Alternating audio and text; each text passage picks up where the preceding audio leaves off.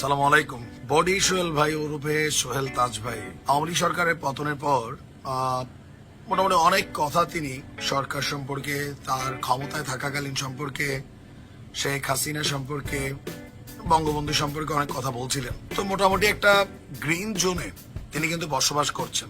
এখন ওনার জন্য বড় ধরনের দুঃসংবাদ আসতে যাচ্ছে। যে কথা আছে না যে পুলিশে ধরলে 18 ঘা, পিনাকি আর সাংবাদিক ইলিয়াস ধরলে 36 ঘা। আওয়ামী লীগের সমালোচনা করেও শেষ রক্ষা হচ্ছে না সোহেল তাজের। বিডিআর হত্যাকাণ্ড বাংলাদেশের ইতিহাসে সবচেয়ে একটা কালো অধ্যায়।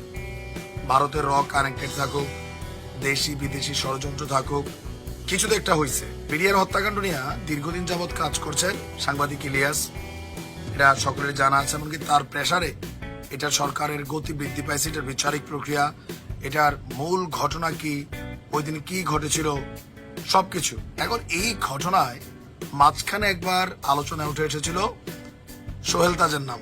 এবার ফাইনালি বডি সোহেল ভাই ফাইসা গেছেন। সাংবাদিক ইলিয়াসের যে তদন্ত, সরকার কিন্তু এটাকে কোথাও না কোথাও ফলো করে। সেই তদন্তে ইলিয়াস বলছেন যে বিডিআর হত্যাকাণ্ডের সাথে বডি সোহেল বা সোহেল তাজের জড়িত থাকার সম্ভাবনা আছে। ওই থেকে এটা আসছে তথ্যসূত্র, সেনা সূত্র থেকে উনি এই তথ্য পাইছেন। এই ইস্যুটা নিয়ে সাংবাদিক ইলিয়াস, সেনাবাহিনী, বিজিবি, প্রশাসনের অনেক কর্মকর্তা, অনেকের তিনি কিন্তু স্টেটমেন্ট নিচ্ছেন, এটার উপরে কন্টিনিউ কাজ করছেন। তো তার বক্তব্য হচ্ছে সেনাবাহিনীর সূত্রে এটা একটা আঁচ চলে আসছে যেন বডি সোহেল এটাতে কানেক্টেড আছে। এটা একটা চান্স 90% বা 95%।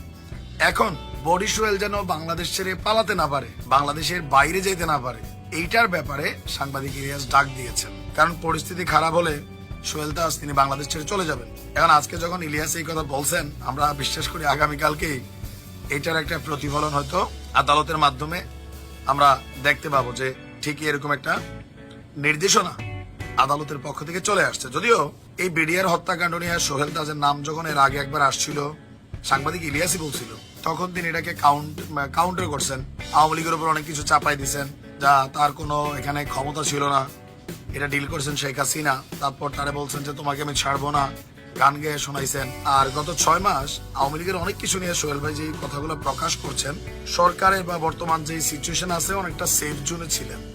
এখন ফাইনালি একটা রেড জোনে কিন্তু আটকে গেছে। জানি না কি হবে, দেখা যাক। আমরাও জানতে চাই যেই জড়িত থাক দৃষ্টান্তমূলক শাস্তি হইতে হবে। এটা বাংলাদেশকে পঙ্গু করে দিচ্ছে একটা সেক্টরে। ইলিয়াস ভাই নিশ্চয়ই ফুল প্রতিবেদন প্রকাশ করবে।